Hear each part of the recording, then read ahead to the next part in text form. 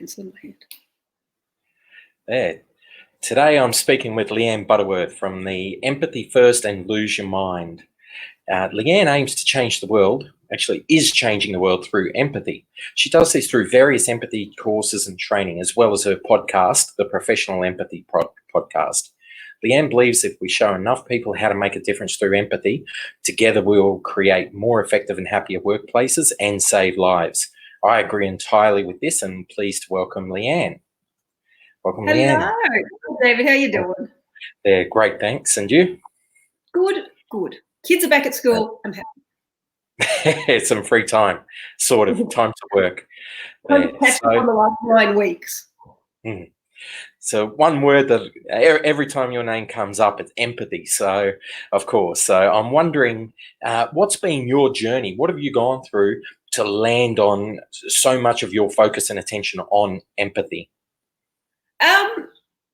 So my journey with empathy is a bit sad in a way, and I keep sort of coming back to it, and I love that my name's associated with it now, but my beginnings of it was with postnatal depression.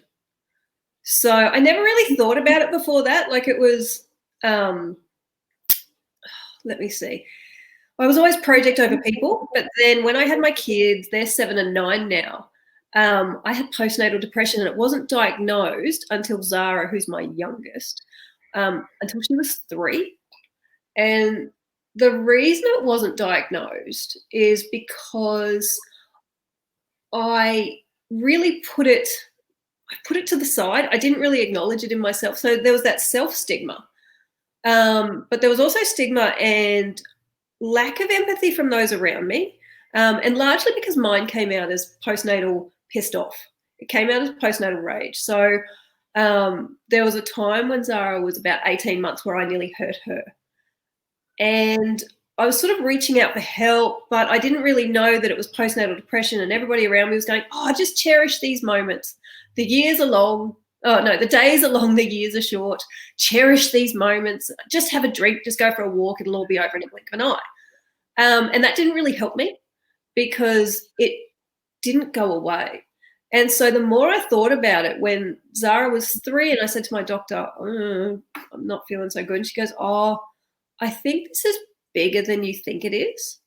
Let's get you some help. And it was very much this let's, because the way that I think about it is, if I'd hurt Zara, or if I'd hurt myself, because that went through my mind a lot, I would have made the news and there wouldn't have been a lot of empathy coming back my way. So everything that I do is couched in, what did I need in that moment? And a lot of times I needed somebody to sit and listen and acknowledge and give me a hug. I didn't want people around me like have an action plan. I didn't want them on red alert. So everything that I do, I keep going, oh, if that person had, like, that makes perfect sense that they would be struggling. Like, let's. So it's very much this loving, kind, inclusive language that I use. But that's why it's so important, because I go, I could have been a statistic. Zara could have been a statistic.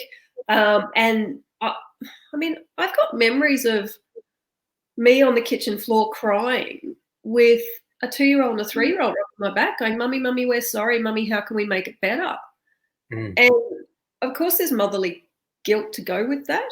So I sort of think, look, if people had done my training, if this had existed earlier, if this was a conversation that people would have had earlier, would it have been picked up earlier? And then what would have been the consequence of that, the positive consequence of that? So that's my why. There. It reminds me when you say words like people, oh, you'll get through this, it'll be over soon. It's like when people go through a breakup and there's always that plenty more fish in the sea. And when you're going through all of that emotion and things like that, it almost grates. It's like, yeah, I don't want to hear that. It doesn't help. So I think keep going.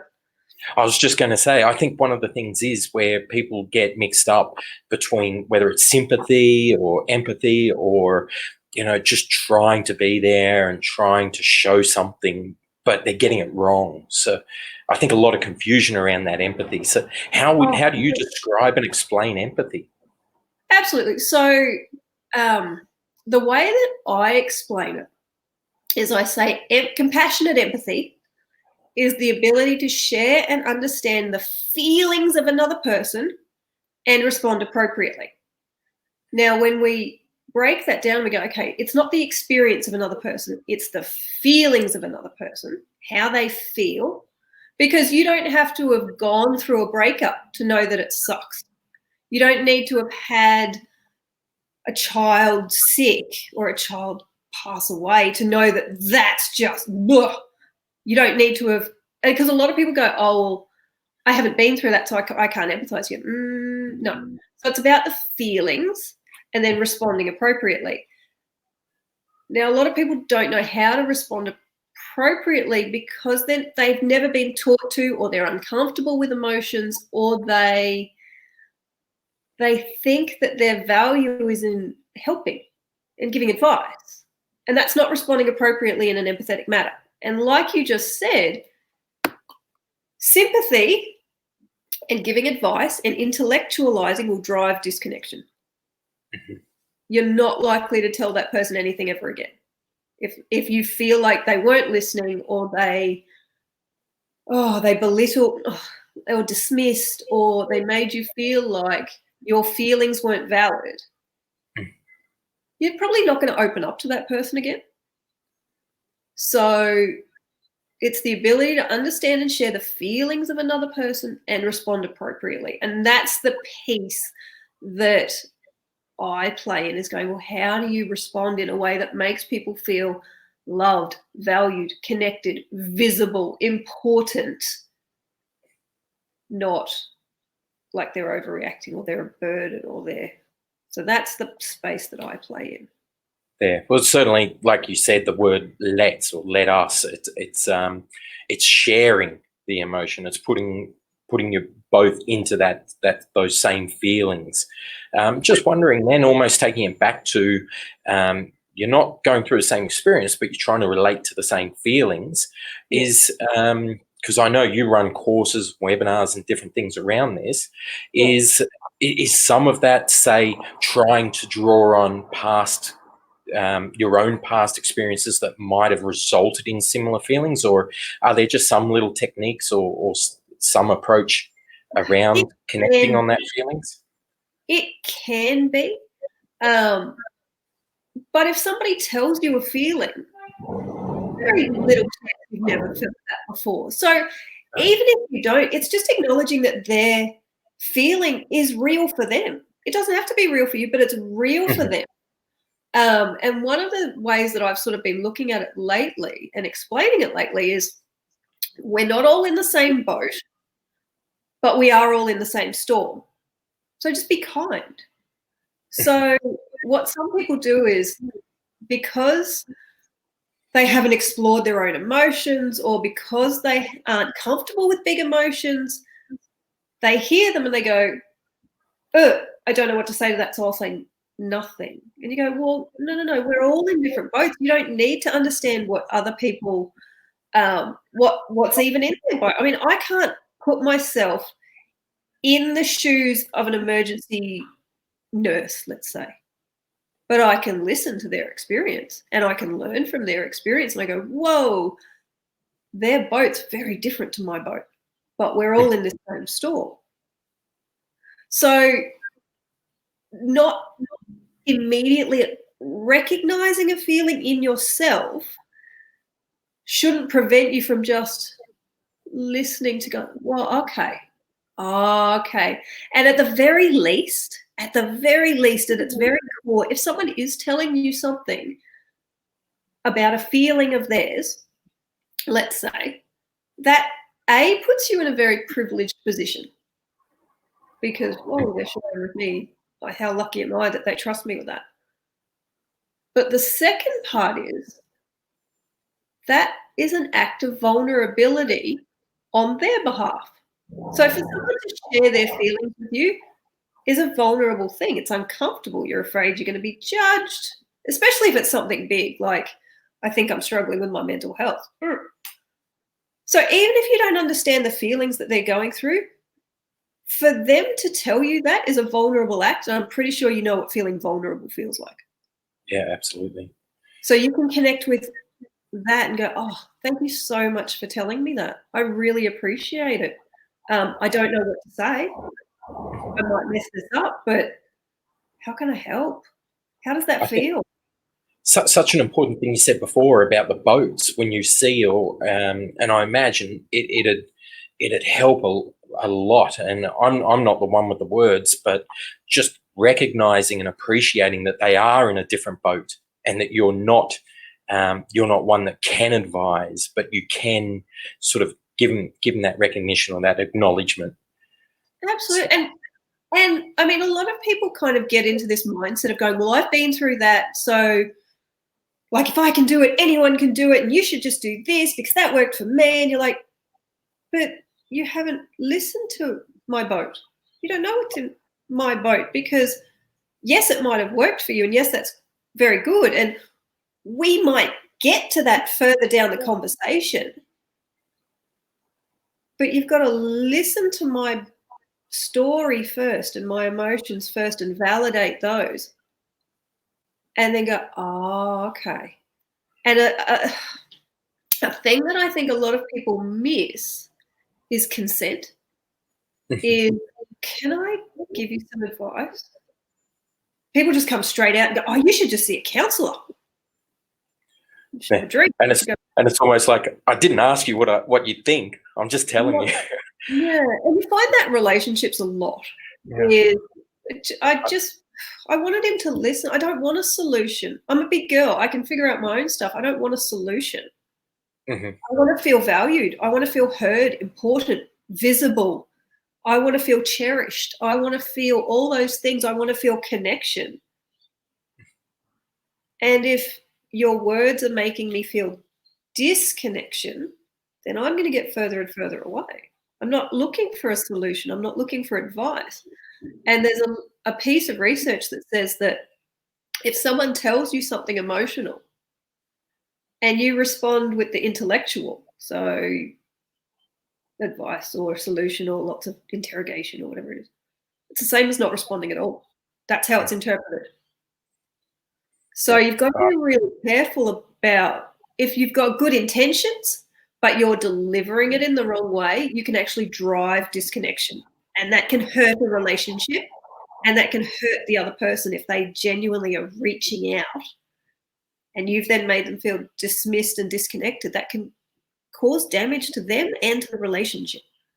I'm sure in the past myself that's something I'm very guilty of, using the Oh, intellectual to address the emotional. And I think that I'm imagining that younger people that haven't gone through so much experience, I had a pretty fortunate upbringing. And then, when you go through things, when other people are and they're sharing it, you don't have the experience or things to address it. You can't help. So it's almost something I don't think in school people learn how to work with anything like that and with no, emotions. no. The thing also is you can go one of two ways. You can either go, oh, okay, well, I've never experienced anything negative in my life. I can't empathize, so I'm not even going to listen. Mm-hmm. Or I've never experienced anything negative in my life. What a privilege this is. I'm going to lean in and I'm going to listen more. And I think because I always talk about empathy, even though we talk about empathy for other people a lot, empathy is an inside job. The only way you're ever going to be an empathetic person is through self-reflection. How are you with big emotions? How are you with emotions? What are your false beliefs about emotions? Where do you put your value? So it's all about self-reflection, because the more self-care and the more rounded and the more self-aware and emotionally intelligent you are, the better you can be for other people. So, I mean, you look at the whole mental health conversation. Speak up, it's not weak to speak, like all these things, but then we need to get people listening, and that's self-reflection. So you sort of think about it. If you're a perfectionist, and again, I've said it, your intentions are good, but your delivery is off the mark.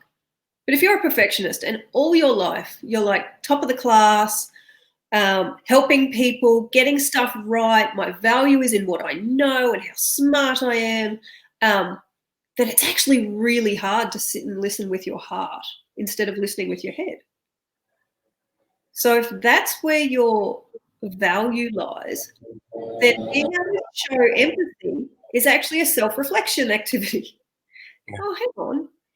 Do I overvalue getting things right? If I do, then I'm more likely to try and show people how smart I am by giving them advice, giving them a solution, being helpful.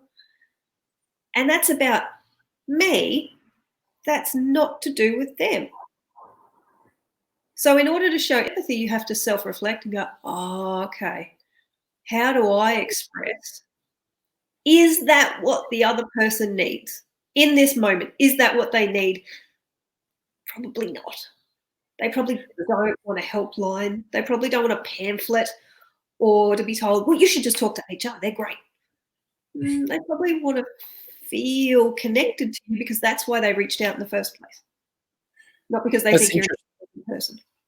That's interesting, where I actually think that you're almost ahead of your time in focusing so much on empathy, where around the tech world and things like that, there's so much coming out with robotics, automation, AI, and things like that, that greater recognition is being given to, as they say, EQ, or the human skills, soft skills, and things like that, this is moving into the workplace side, that these sorts of skills around empathy, showing empathy, understanding empathy, are going to get far greater weighting than before, than what would, maybe a mundane task or something that a computer can do.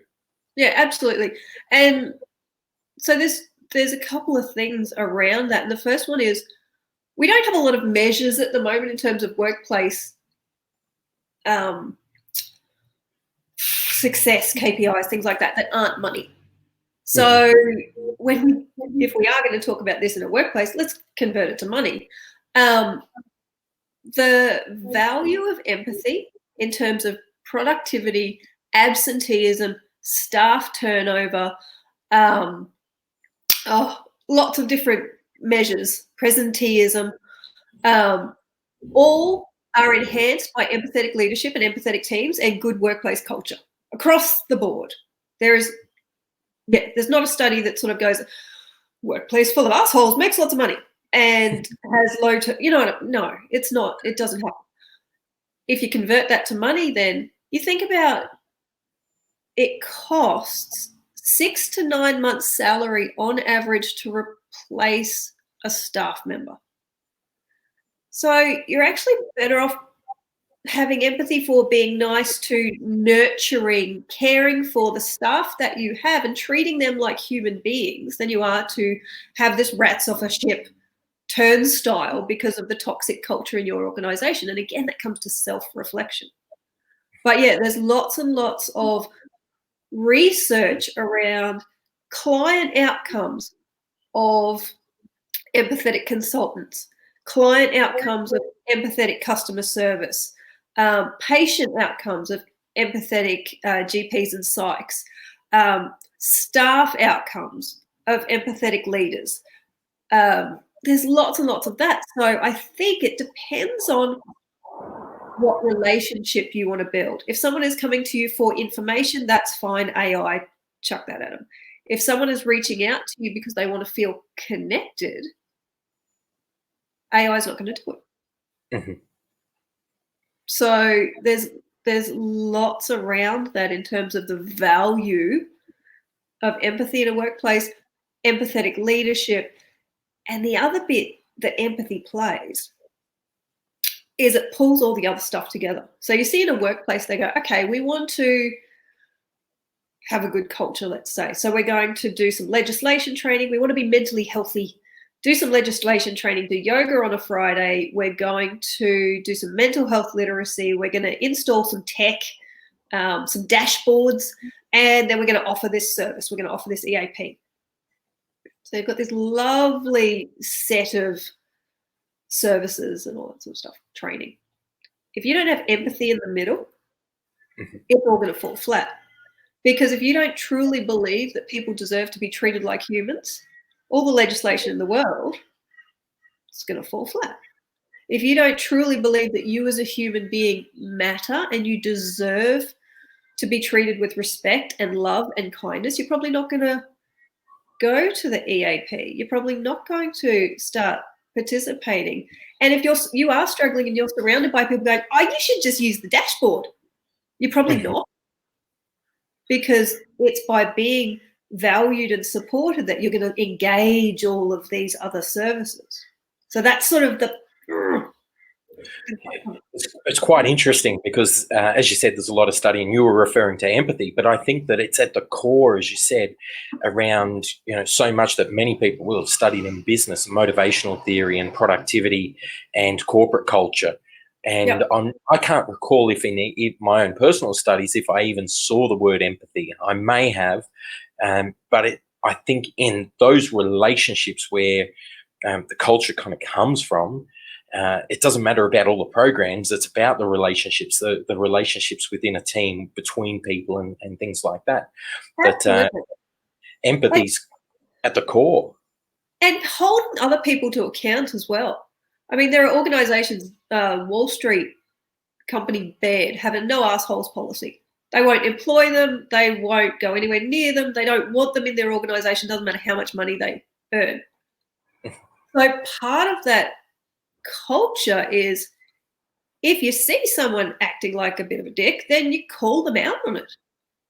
And I think there's not enough of that, because we go, I'm not comfortable with strong emotions. I'm not comfortable with any of that. Feelings don't even belong at work. And if you don't even think that feelings belong at work, then how on earth do you have any idea how to respond appropriately? It's interesting. It reminds me of an episode some years ago in Suits, where I don't know if you've ever seen Suits, but Lewis Litt, and he looks after the interns. And there was one intern, I think it was senior interns, and one of them whose actual own productivity, all of those measures, the KPIs and that around him, placed him right at the bottom. However, he was a piece in there that, with his support, the relationships, and I'm not talking leadership like management, but his leadership within his team, with his peers, and actually the empathy actually held so much together and raised the productivity of the team, even though him as an individual wasn't showing on paper. Absolutely. When they pulled him out. And Lewis Litt, quite a funny one, has a lot of empathy in him. Yeah. And he understood that. Across the board. And we can put a link later on, but there's a video by Simon Sinek, the trust versus performance graph, and he talks about Navy SEALs. And so they said, who do you want, like SEAL Team 6, who do you want on your team? And do you want this high-performing, low trust high performance, if you had to choose? Or do you want the guy who's okay performance, high trust? The guy who you trust with your life, okay performance. And they said every time we would choose that guy over the high-performing guy nobody trusts. Like across, and I use that video in my training as well, is we then get people to map their team and go, okay, where is everybody? And where are you? Where do you fit on the trust performance axis? And the trouble is we don't have enough measures for, because you might be really high performing, but your team are just leaving. Mm-hmm. They're all miserable. They've all got insurance claims. They're all on stress leave. They've all got ulcers, but hey, you guys are making tons of cash. Or do you go, no, your team is happy. They're cohesive. They're mentally healthy. They've got good work-life balance. They're happy. They're going to stay. They're not putting in claims all over the shop. And their performance is good. Mm-hmm. I think that's where people recognize that, whether it's short-term or long-term as well, that long-term, it's not sustainable to have that high-performing team where people aren't happy and the relationships aren't there and the culture's not right, but it's performing today. Absolutely. And I did, with Kian McLaughlin, I did a podcast recently on empathy in sales. Mhm.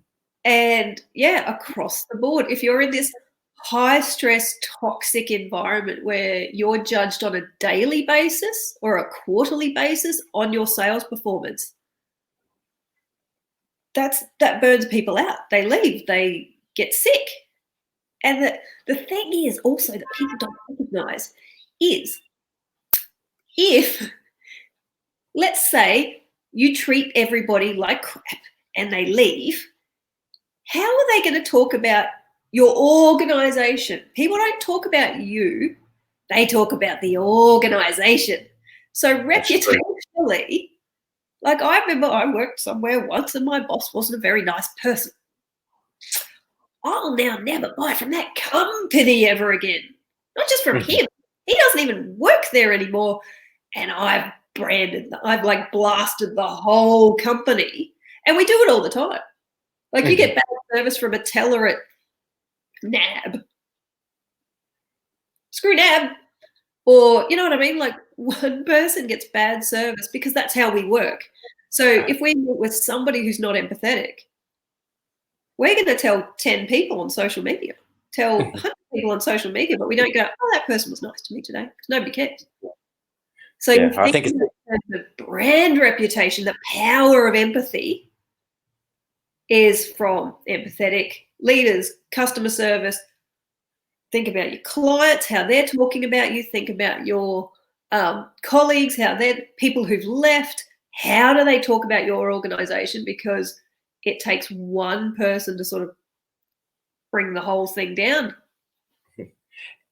with empathy then, because as well we talk, like right at the start we're talking about things like relationship breakups, and when you talk about postnatal depression, um, we're talking about fairly extreme and pretty heavy emotions, but empathy also is fairly simple everyday things, isn't Oh it? God. So what are some of the things in the workplace that people just experience every day or every week, where the difference between having empathy and showing empathy and not make a difference? Well, I mean, you think about now. Think about now. Everybody's, well, almost everybody's at home. I'm at home. And the ones who aren't at home, they got some seriously awesome things happening. Like they've got great work and they're stressed and they are so important and so valued. And finally, their values being recognized. But we're at home. Up until recently, my kids were here too. So those feelings of overwhelm and grief for something that's gone. You know what I mean? Like businesses who've had contracts vaporize. There's grief and fear and insecurity, and there's also optimism, but it's feeling all of those things in the same minute. Mhm. A lot of us aren't used to that. And if you're then being told from somebody who's perfectly nice but has their head firmly in a project, oh, you should just get that done by Friday, without any sense of flexibility or compassion or no, I need this now. And you're like, I have kids jumping on me. I've got a kid who's sick. I'm sick. And instead of going, oh, you rest. And so that comes back to team. It comes back to team culture and being able to say, hey, we got it. We got it. You're valuable. You're important. You take care of yourself, because I know that when you take care of yourself, when you come back, you'll be stronger. So there's lots of little things in that relationship building space that if I feel safe and I feel valued, I'm not going to lose motivation. I'm not going to lose productivity. I'm going to come back and I'm going to love what I do because I love the people that I work with. Um, so it's valuing the individual no matter what they're going through. And the more you can get used to knowing that individual. So if you make the time to actually check in, and we've got a webinar on how to do this on email in a way that is empathetic, the more you build those relationships, the more comfortable they'll be to actually come to you when things go bad. So, Mhm. yeah. Just when you say the email, I thought there's one where so many mistakes and errors can happen. I Oh think God. most of us have some sort of story of misunderstanding or getting emotional or being abrasive, abrupt in Oh, email. it's even just, I mean, yes, it's in everyday emails where you kind of go, oh, really? Is that how you're going to word that to me? Okay, because their head's so firmly in the project, that's all they're thinking about. Blah, blah. But if you genuinely think someone is struggling, there's a way to word that so that they feel valued. You know what I mean? Like reaching out, building a relationship through email. And for one reason or another, I mean, we have to communicate through email. We can't be on the phone all the time. But email's such a special form of communication that's so open to misinterpretation. So we go through sort of 5 practical tips of going, okay, before you hit send, check this, read this, make sure what's your intention, have you achieved it, and we're actually going to rewrite an email, like a real email, to go, okay, does this communicate what you want it to communicate? And ultimately, at the end of the day, it doesn't matter who the email is to, have I made that person feel valued? Mhm. Ultimately. So when's that webinar, and can they get to it on the Empathy First website, is it? Or? Yes, and yes. So 5th of June, 9:30 a.m., or whatever it is in your time zone across the world. 5th of June, 9:30 a.m. You can pay for it or you can choose to get a free ticket. I don't mind. And yeah, empathyfirst.com.au/events. There's an events page on there. Okay. Go on there, register. But yeah, you can either have a free ticket or you can choose to contribute to the Save Leanne Fund. But yeah, really looking forward to that one because it's an active workshop. So we go through active examples and yeah. So Yeah. that one. That sounds like a great, really awesome. That I think I'm going to have a look at that, and I think it's important as well when you said a couple of times the free, that's a part of almost the empathy when you're talking about people going through so much, and when people are struggling now, I think it's a wonderful thing when you're giving them that access, but also to understand that it is work. There is so much that goes into this value that if you're in a good enough position, then do consider paying for the ticket as well. Absolutely. So, yeah. Absolutely.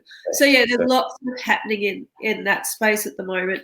I'm in the final stages of testing an online course that goes through the why, the what, and the how of empathy. So really, again, self-reflective activities, videos, things like that to go, oh, okay. And then practical tips to, because it's one, awareness is one thing. I should be empathetic, but unless we actually self-reflect and give practical tips, then awareness only goes so far. Yeah. I'm wondering on another one. This is a down when you say individuals and things. This is down to the community and neighbourhoods and some of Absolutely. the things that go on. Because I always think of everyone, whatever they're in, whether it's a work team or a street or anything, that we're all in that. As you said, was it the same ocean or the same sea, different boat, but Different boat. we're all there. Yeah. And I think on TV shows like Current Affair or whatever, they have the neighbour disputes, and it all starts because someone's put a hose over the fence, or the ball keeps going over the fence, or the dog's barking, or they want this fence, or they don't want that hedge or tree, and all these funny little things. But I'm imagining that empathy in that, down at that neighbourhood, just people in their homes and their street and their community, can hold a lot of value and help a lot in these circumstances. Absolutely. And a really easy exercise in terms of empathy and neighbours and communities and things like that is, people talk a lot about a gratitude journal. Write a gratitude journal. Uh-huh. And you've got to be in the right mind space for this one, but it's actually to write down a gratitude journal. And like everything, roof over my head, food in the fridge, I have a dog, my kids are healthy, whatever. Right. And then you go through one by one and you cross them out and you go, what if I was in this storm, this COVID-19 storm, and my kids weren't healthy? Okay. That, or like my kids had a disability, or, okay. What if I was in this COVID-19 storm and I didn't, because I'm grateful for JobKeeper. and I didn't get JobKeeper, and my bank hadn't let me defer the mortgage for okay, how might that feel? Because not everybody, that doesn't apply to everybody. Okay, I might be living in my car. How would that feel? Where would I go? What would I do? And then you go, oh, there are people in that situation. There are people who have elderly parents who have, you know what I mean, who've lost their job. I'm grateful I still have income streams. Absolutely. I'm thinking it's almost like we want to complain if we've got a glass and it's not full, Yeah. and but it's half full, and it's that half full, and you're almost saying that if it's a little less full and less Yeah, full, less absolutely. full, at least it's Absolutely. half full. Yeah. And it's, yes, I'm grateful for these things, but if I'm going to start going, well, what about my neighbours? What about my community? There are people who cannot write that on a list.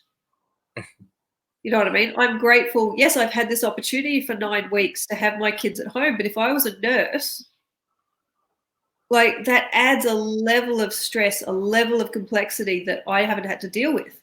That doesn't mean mine's any less valid. Yeah. All right? My experience is any less valid. But if you want to put yourself in somebody else's shoes, look at what you're grateful for and then take it away and go, how would I feel if that was taken away? Because guaranteed there are people who cannot do that. I think that's such an awesome exercise, because doing an exercise like that, you're not changing much, except your mindset can change so different. Your own emotions, your feelings, being happy and being, at least satisfied or pleased that you've got, as you said, those items are there.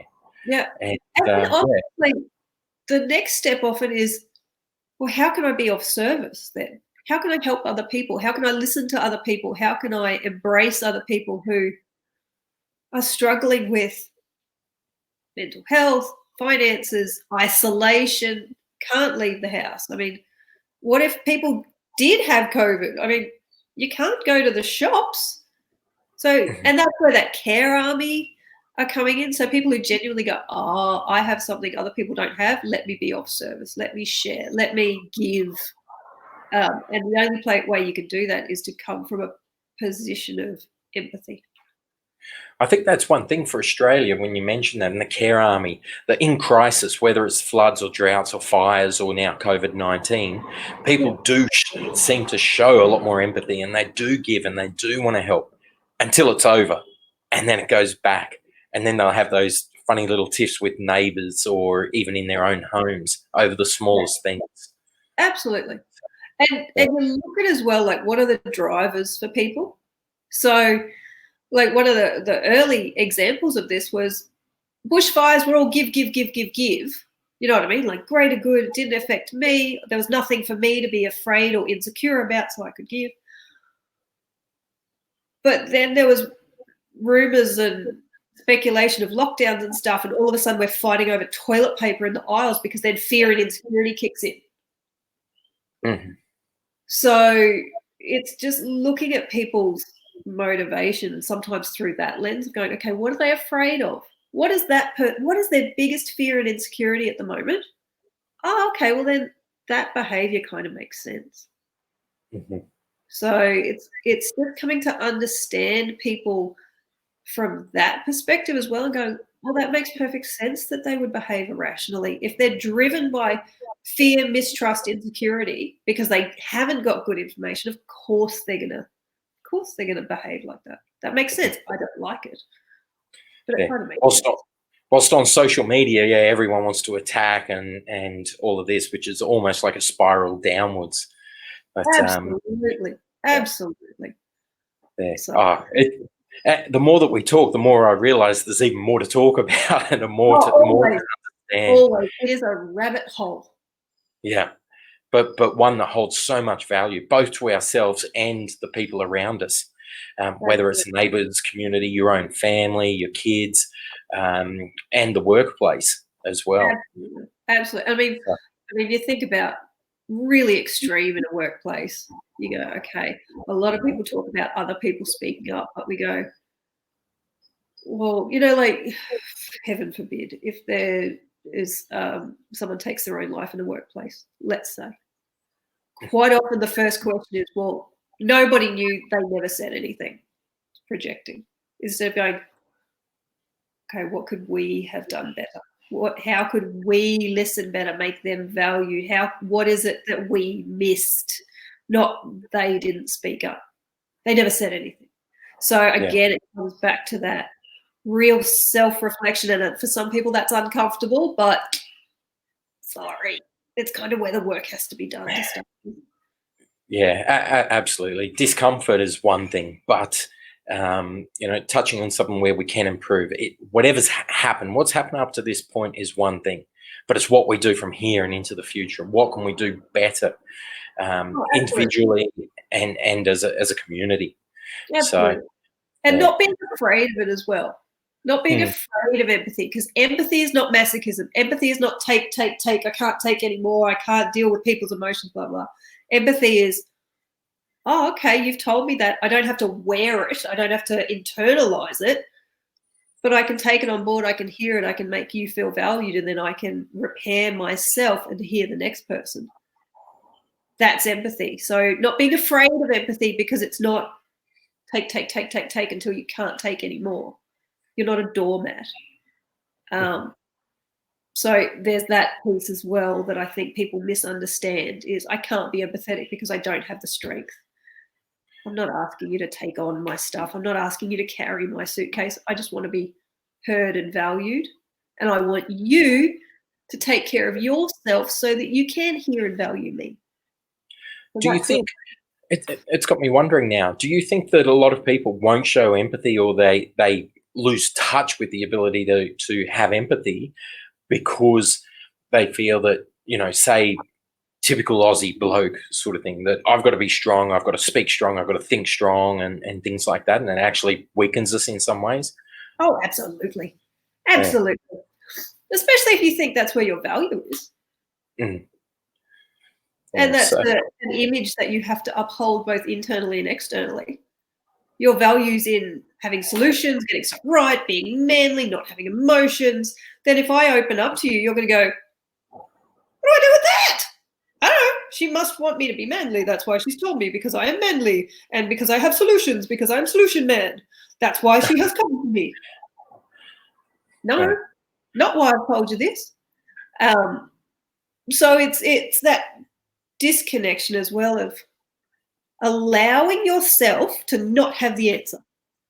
You're allowed to say, whoa, that's huge. I have no idea what to say to that. Thank you for telling me that. How can I help? What do you need from me? And if you are that dude or chick and you get it wrong and you go, oh, and you're falling asleep at night going, oh God, I think I told that person today that they should just talk to HR.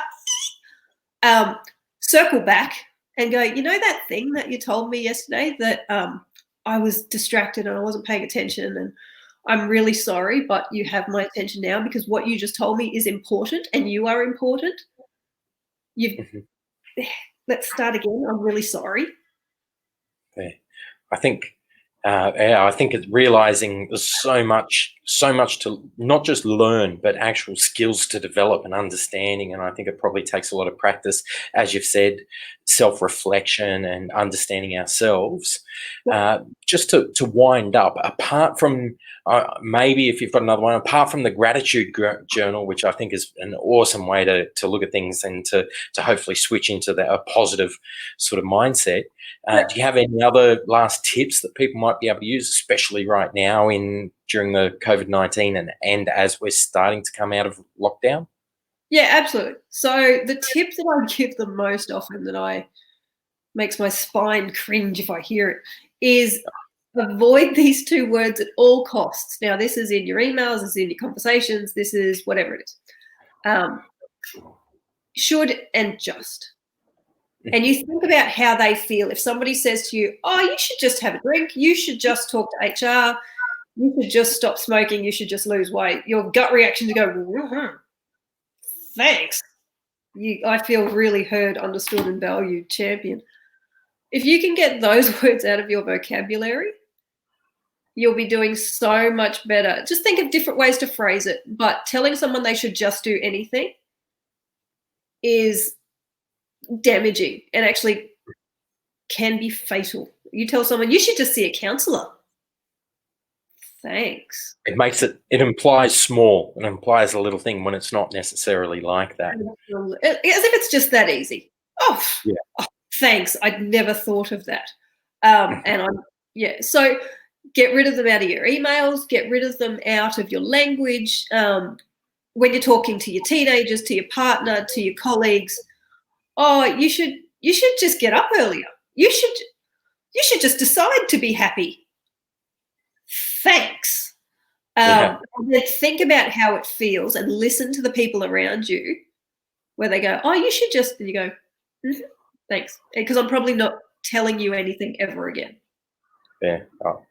So that's a great one. Such a simple one, and one that people will need to start picking up on. Like you said, such a small thing could be so damaging and create that distance and break down relationships and put people off.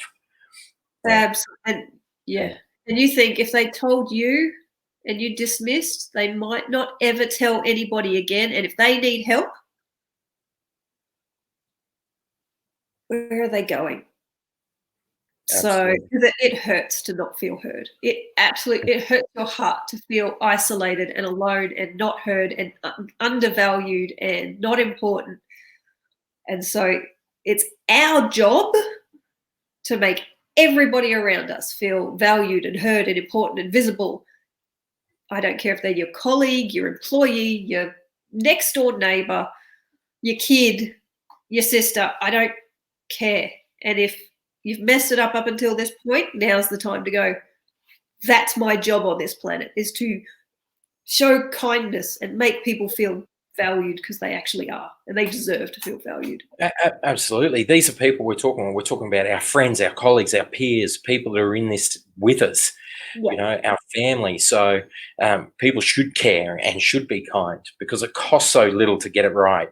But we need to know and learn and practice getting it right. Absolutely. Yeah. Well, yeah. Thanks, Leanne.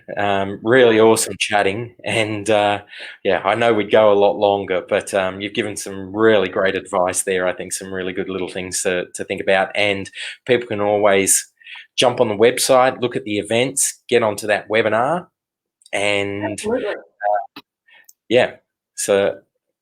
thank you and appreciate the time. Oh, thank you, David. Thanks, Leanne. Bye.